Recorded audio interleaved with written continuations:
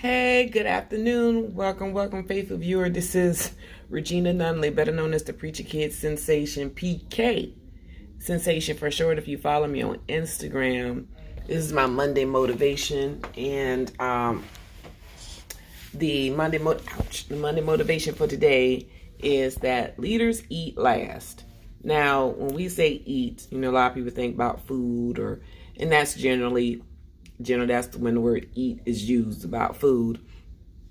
And I guess most of the times when it comes down to it as a matter of formal decorum, people that are leaders or people who are in a position of authority tend to get the first dibs. And I think that's more out of respect than anything. But there are times where people, some leaders said, look, I want folks to enjoy themselves. I'd rather they enjoy themselves and it just be all about me. Now, the perspective that I have on this is when I talk about leaders eat last, I'm not so much saying when it comes to food, when it comes to the leadership, when it comes to having a team, when it comes to being ahead of a group. It should be a leader's desire to see the group happy and see their team happy and to see them get the best and get the best choices because these are the people who are building with you and that we all on the same team, right? And so some people think leadership is supposed to get all the accolade, but you're nothing without the people who help you. If you have a group of people who are helping you with their speaking or mentoring you, or they're mentoring you or helping you with your finances or helping you hit that rank, because it's their hard work that boosts you as well. And you working with them to boost them up also boosts you up. It's automatic. Well, you should want your team, you should want your group, you should want your crew, you should want your tribe, you should want your organization, whomever. You would want to make sure that they're taken care of.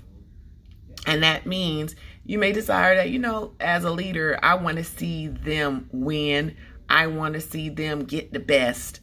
And I say you yourself always have to take the scraps. But I think that's more of a sign of you desiring that they get the best because they work so hard. A lot of times when people work hard, they sacrifice a lot. They sacrifice their mind, their bodies, their energies and everything. And, they put stuff on the line for their leadership. And you think the leadership would acknowledge that. And it's not enough to say, well, I recognize your sacrifices. Okay, well, do a little bit more than that. Eat last. Okay? I noticed this about some people who like to cook. There's some people who love to cook. They don't like to eat their own food. Weird, strange. But they love to cook and they love to see everybody else get theirs before they get theirs. Not to say they don't got no stash already. Okay, that's not to say they don't got no stash.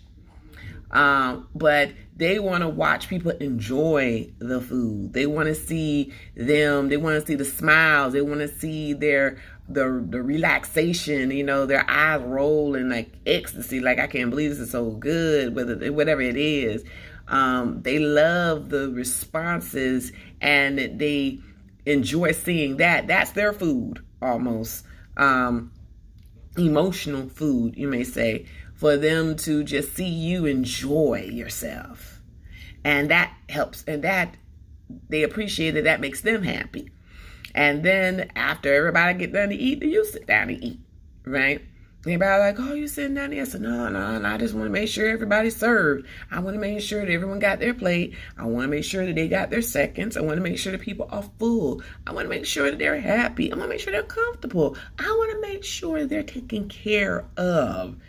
And guess what? As a leader, you should have the same type of emotional connection. You want to make sure your people are happy, that they're served, that they are enjoying themselves, or to make it worth their while because they believe in you. They believe in you, or they believe in the vision that you painted for them. And because of that, they run. Now, some people are not going to run as fast as you want them to. They're not going to run as hard as you want them to, because it's one thing to be committed and to be interested, okay? And that's a whole nother time for a whole nother sermon or speech or motivation. But some people are not committed. They're just interested in whatever it is that you're doing or they are asked to do. But when people are committed, you don't have to twist their arm. They already see the purpose for it for them. And that's their driving force regardless of who's around them, right? And so as a leader, you have to remind yourself of that some folks are not in it like you. They may have their toe, they may have their leg, they may have their whole body in, they may be submerged. There are different stages. But if you are choosing to be a leader, and if you are choosing to be at the forefront, okay, always make sure that your people are taken care of, okay? Make sure that they have what they need so that they can continue on with the momentum and not being worn out, and they see you up there getting the best, and they're like, well, what about us? I'm reminded of a queen. She said, let them eat cake. I'm like, well, that doesn't sound like you have much. Well, then I think her head got cut off later on, so be careful what you say. Be careful how you treat people who are helping you. Be careful how you acknowledge them, right? Be careful, because the same people that you need are the same people that you need to feed. So it's nothing wrong with eating last. It's nothing wrong with allowing yourself to just sit back and then enjoy their accomplishments, okay? If it's everybody's making money.